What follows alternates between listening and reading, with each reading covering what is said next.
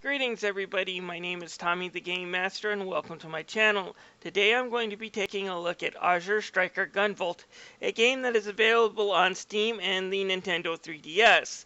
This is obviously the Steam version because I couldn't record off of the Nintendo 3DS. I was glad to see it on the Steam summer sale and was able to purchase it along with Mighty Gunvolt. Nothing against the 3DS, guys. I love it. It's probably the best gaming platform of this generation's hands down. But unfortunately, Nintendo didn't put a video output on that device, so there is no way for me to record my footage without expensive mods or very patient camera setups.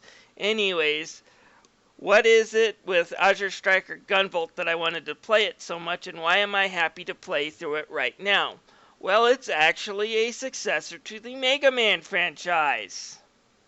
What, you thought this was the only one? Nope, Azure Striker Gunvolt, to be more precise, is the successor to the Mega Man Zero and CX franchise and was created by the same team and even produced by Kenji Inafune. How did it come out? Well, really good, actually. With the exception of a needless MacGuffin search in order to get the real ending, it comes out extremely well.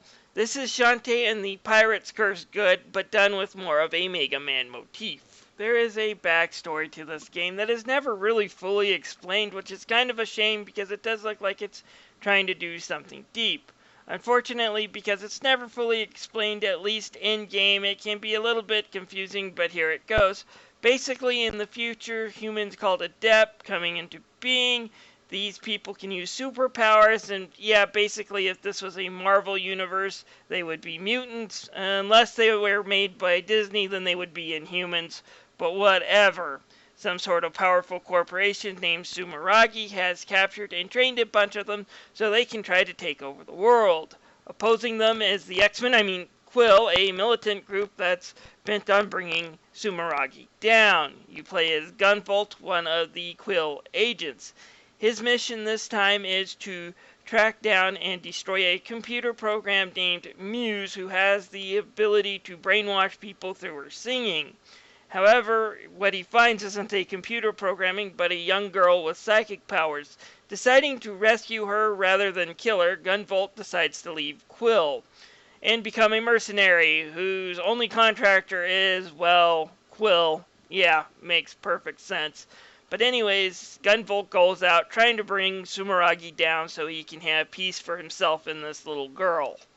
The game's story is pretty good, and it does fit into the whole Mega Man motif. Replace the word adapt with the word replicate, and a lot of the game's conversations you could easily see happen in a Mega Man game. Adepts are a threat, or adepts should be the ones in charge, or we should fight to make sure everyone has the right to get along and live, are the arguments you hear in this game.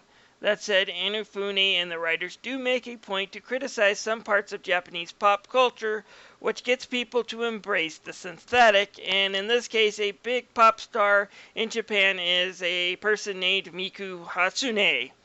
And what is she? Well, Miku Hatsune is not a real person. Miku is actually a computer program called a Vocaloid, and there's nothing really real about her. But she has a lot of diehard fans, and there are even a few video games featuring her. Now, to be a fan of a computer singing is one thing, but let's just say there are other aspects of this that the game story is warning about, and I'll get into some of these more when I do another game I picked up during the Steam sale called Hyperdimensional Neptuna, and I'll be talking about Moi and my opinion on it later. But all the villains in this game are based on the 7 deadly sins, and the last guy is based on idolatry. And what can be more fake idol worshipping than treating a virtual computer program like she's a real person? So I have said that this is like a successor to the Mega Man Zero and ZX franchise, and in many ways it is. You still have to pick a level on a menu screen, there is a mission setup, and while you never pick up the enemy's boss weapons, you do get to pick up items and abilities that will power yourself up in later missions. And Gunvolt actually has a level up system that gives Gunvolt more health for killing enemies. Even the way Gunvolt moves and jumps has a Mega Man ZX feel to it. So what is different about it? Well, you don't kill enemies in Mighty Gunvolt by shooting them. Rather, shooting them just marks them, and then you have to strike them with Gunvolt's lightning by holding the LB button to discharge electricity. This also combos and gives you EXP power-ups and causes a high score by earning more with this move. The more you combo, the higher your score. Wow, this actually kind of sounds familiar, doesn't it? But unlike Beck's dash ability, which got in the way and never did anything clever, there are a ton of things that can be done with Gunvolt's electricity, including lighting dark passages, moving magnets, or using special abilities like double jumping, and all of the stages are designed around different uses of this ability that Gunvolt has. Also, he has a limited amount of electricity before he has to recharge. If it's overused, you will not be able to use your electricity for quite a few moments, and in boss fights that can be deadly. Pressing down on the directional pad can refill Gunvolt's energy really fast. However, it leaves him vulnerable for a minute while he's doing this. So you have to use a little strategy when to use your electricity, when not to, when to recharge, and when just to dodge and wait for it to slowly refill, especially in these boss fights. And it makes them really fun and compelling, and it's a lot better than having to whittle down their energy and then use a special move or else they gain it all back. None of that BS here, folks. It's just straight on action when it comes to the boss fights, and I loved it. Completing stages will give Gunvolt items he can use to synthesize new gear, and unfortunately, this is worthless as far as I could tell. One or two good items I got out of it, but the fact that they added in a cash system that you needed to use in order to purchase it, but there are just so few things you can really synth, and you need so many items in order to really start the synthesis, made that whole system seem weak, and that's kind of unfortunate. Anyways, the system to customize an equipped item to Gunvolt was a good idea, but it just needed to be fleshed out more. And, in the sequel, I would like to have more items sooner up front and have the system be more of a use than kind of this back idea. Like I said, there's the shield medallion, which does do some useful things and is somewhat hard to obtain through the synthesis, but overall, it's actually kind of meh. Anyways, as far as the overall challenge of this game goes, it's hard, but it never gets as hard as the Mega Man Zero series, which is a good thing. It keeps you on your toes, but rarely does it get to a throw your controller at the computer hard. The game bosses are hard, but they're fair, and if you do get in trouble, the muse can sometimes come in and bail you out, giving you full health recharge, plus unlimited lightning while she sings. It just proves there can be nothing more destructive than Japanese J-pop.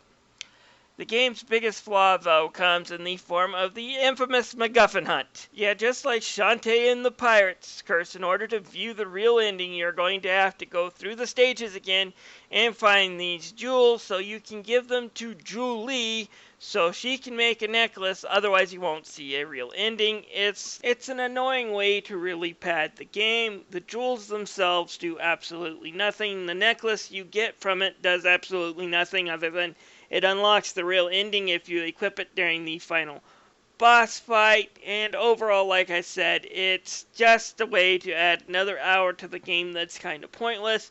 I did get some EXP and level up while searching for these jewels, but overall it was kind of pointless. I have a love-hate type of relationship with the looks of this game. Now, I love games that try to go for a retro look, but I don't like it when they decide not to really smooth out the sprites for modern-day computer monitors and TV screens and giving them that sharp look.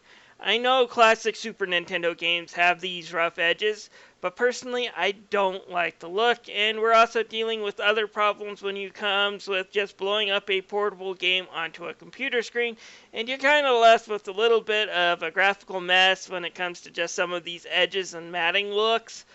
But once you get past it, the graphics are actually quite good, the character designs are top-notch, the animations and effects look awesome, and the backgrounds are just gorgeous. It fits the Mega Man Zero motif when it comes to a look to the T. We get some pretty decent music overall, and some of them come in the form of the Muse's Japanese pop songs. The voice acting is entirely in Japanese, calling it back to the 3DS roots of this game.